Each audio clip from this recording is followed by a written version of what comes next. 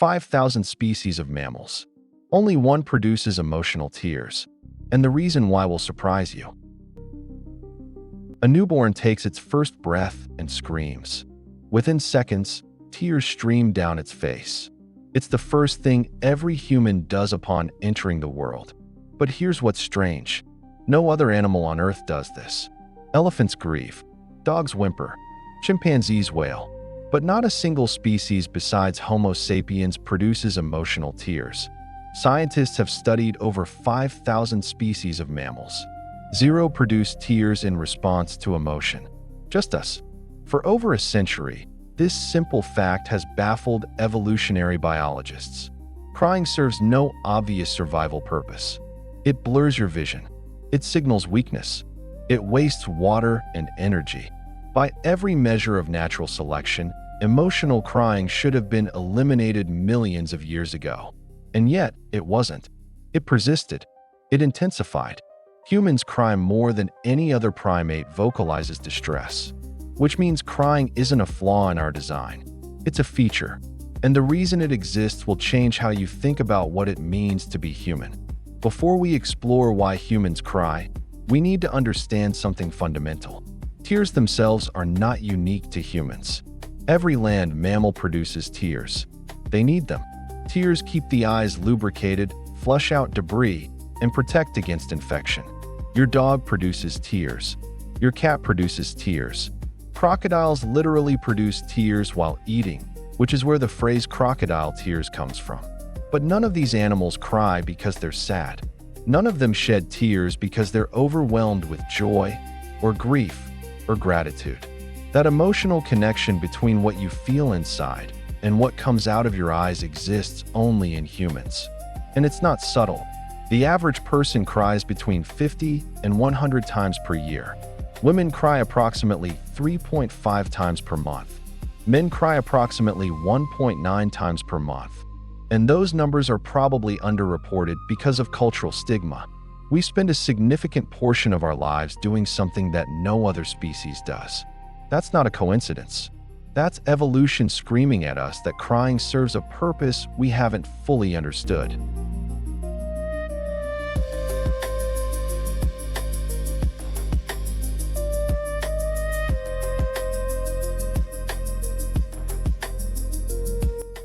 Your body produces 3 completely different types of tears.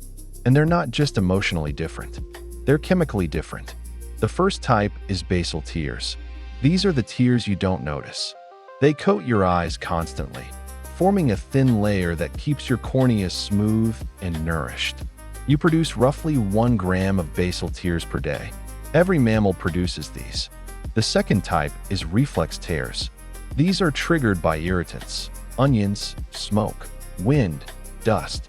Your lacrimal gland detects the irritant and floods your eyes to wash it away. These are a defense mechanism. Every mammal with eyes produces these too.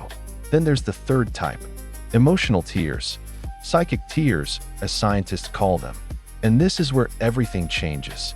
In 1981, biochemist William Frey analyzed the chemical composition of emotional tears and discovered something remarkable. Emotional tears contain significantly higher concentrations of stress hormones, specifically adrenocorticotropic hormone and leucinenkephalin, a natural painkiller. Reflex tears don't contain these chemicals. Basal tears don't contain them.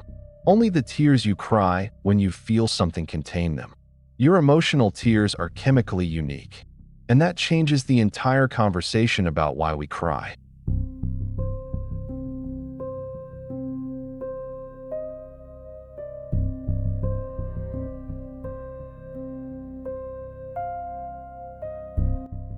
Charles Darwin was obsessed with emotional expression. He wrote an entire book about it in 1872 called The Expression of the Emotions in Man and Animals. He cataloged hundreds of emotional behaviors across dozens of species. But when he reached crying, he hit a wall. Darwin could explain why humans scream in pain. He could explain why we smile when happy. He could even explain why we blush. But emotional tears made no sense to him. He called them purposeless, a mere incidental result of the nervous system. Darwin believed that the muscles around the eyes contracted during screaming to protect the blood vessels, and tears were just a side effect of that contraction, nothing more. For over a century, scientists accepted this explanation. Crying was noise in the system, an evolutionary accident. But Darwin was wrong. And we know he was wrong because of a simple observation. Adults cry most often in situations where they are not screaming. We cry silently watching a film. We cry reading a letter. We cry hearing a piece of music. If tears were merely a side effect of screaming, silent crying shouldn't exist. And yet, silent crying is the most common form of adult emotional crying. Something else is going on.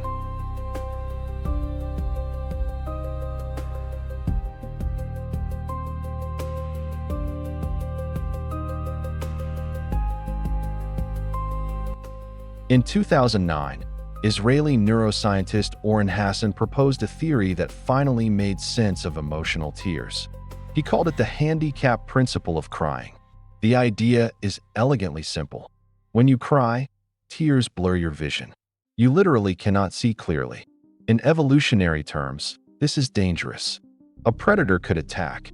A rival could strike.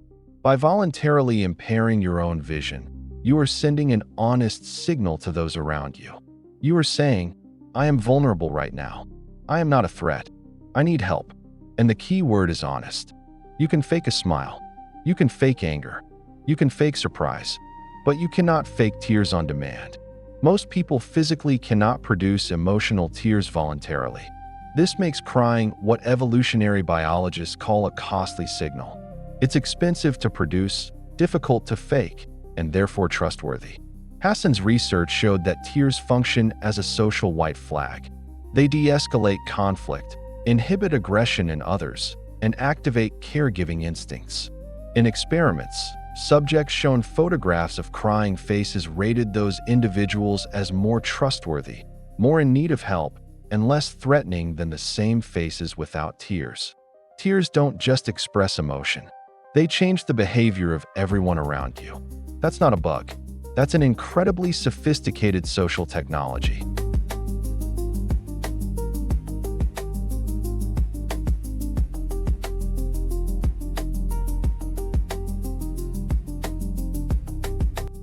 Remember William Frey's discovery that emotional tears contain stress hormones? That finding opened up an entirely new theory about why we cry. The catharsis hypothesis. The idea is that crying literally flushes stress chemicals out of your body. When you're under emotional pressure, your cortisol and adrenocorticotropic hormone levels spike. And when you cry, some of those hormones leave your body through your tears. You are literally crying your stress out. But it gets more interesting. Emotional tears also contain leucine and enkephalin, and endorphin, a natural painkiller produced by your own body. This is why people report feeling better after a good cry. It's not just psychological relief. It's biochemical. A 2014 study at Tilburg University in the Netherlands confirmed this with precise measurements. Participants who cried during an emotional film showed a temporary increase in negative mood immediately after crying, followed by a significant mood improvement 20 minutes later that exceeded their pre-film baseline. In other words, you don't feel better during the cry. You feel better after. Your body uses the act of crying to reset your emotional baseline. It's a biological reboot. Stress goes up, tears come out, and your nervous system recalibrates to a calmer state. No other species has this mechanism. Humans alone evolved a way to chemically regulate their emotions through their eyes.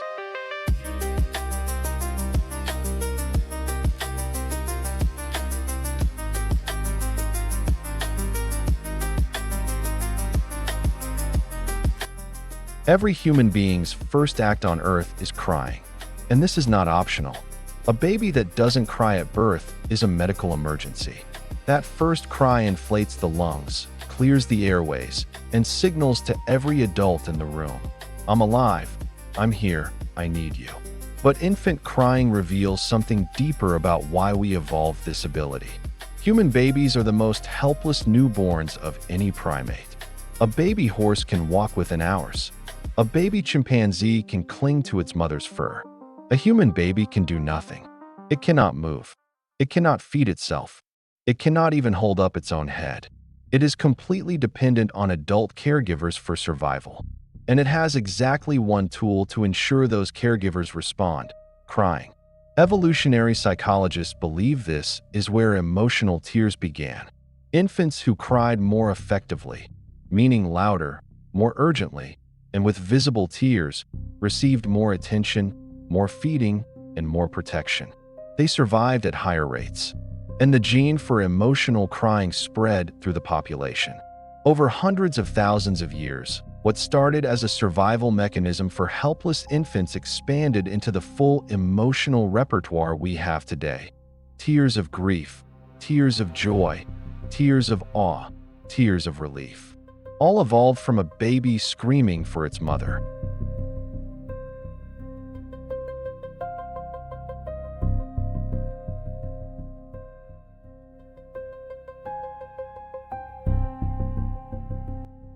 If crying started as a baby's survival tool, what explains why adults still do it?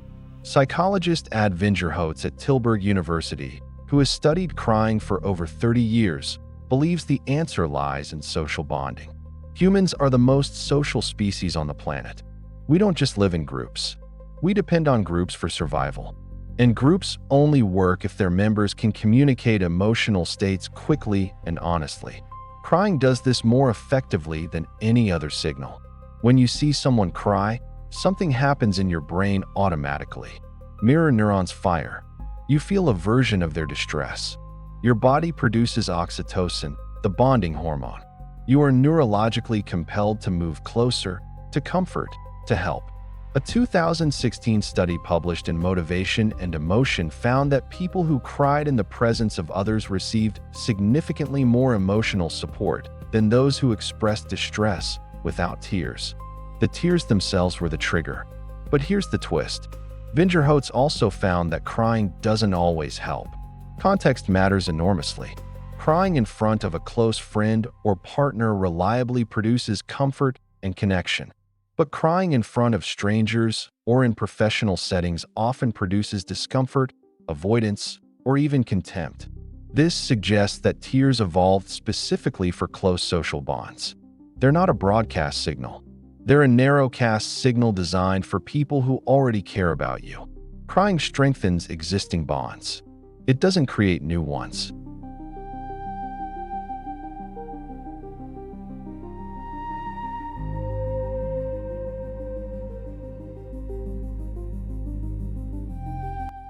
If crying is so evolutionarily important, why can't some people do it? This question haunts millions. People who feel profound grief, overwhelming stress, or crushing sadness, but cannot produce tears. They feel broken, but they're not broken. They're experiencing something psychologists call emotional inhibition. The ability to cry is neurologically controlled by the anterior cingulate cortex, a brain region that bridges emotion and motor function. When this area is suppressed, either by trauma, medication, or learned behavior, the connection between feeling and tears is severed. Depression, ironically, is one of the most common causes. People assume that depression means crying all the time, but severe depression often does the opposite. It numbs the emotional system so completely that tears become impossible. SSRI antidepressants can amplify this effect. A 2017 study found that 40% of SSRI users reported emotional blunting, including inability to cry. Cultural conditioning plays an enormous role too. Boys are systematically taught not to cry from childhood. By age 10, most boys have internalized the message so deeply that their neurological crying response has been partially suppressed. They didn't choose to stop crying. Their brains were trained to suppress it. And the consequences are measurable. Men who cannot cry show higher rates of cardiovascular disease, substance abuse, and emotional isolation. The inability to cry is not strength. It is a disconnection from one of your body's most important emotional regulation systems.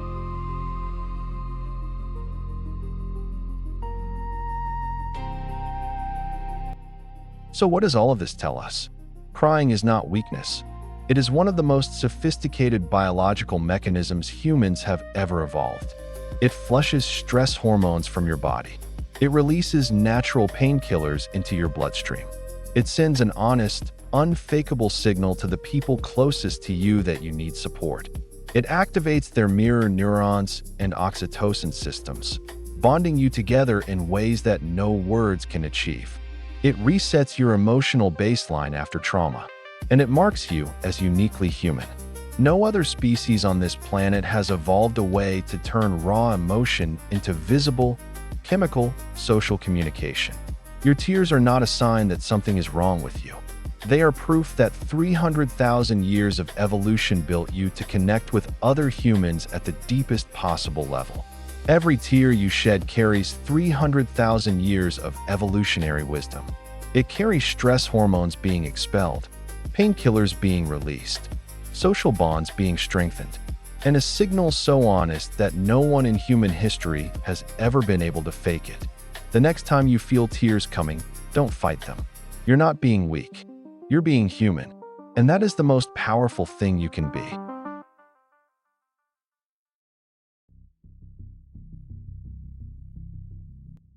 If this video changed how you think about crying, subscribe. Every week, we release a new documentary exploring the hidden psychology behind everyday human behavior. When was the last time you cried, and what triggered it? Drop it in the comments. I read every single one.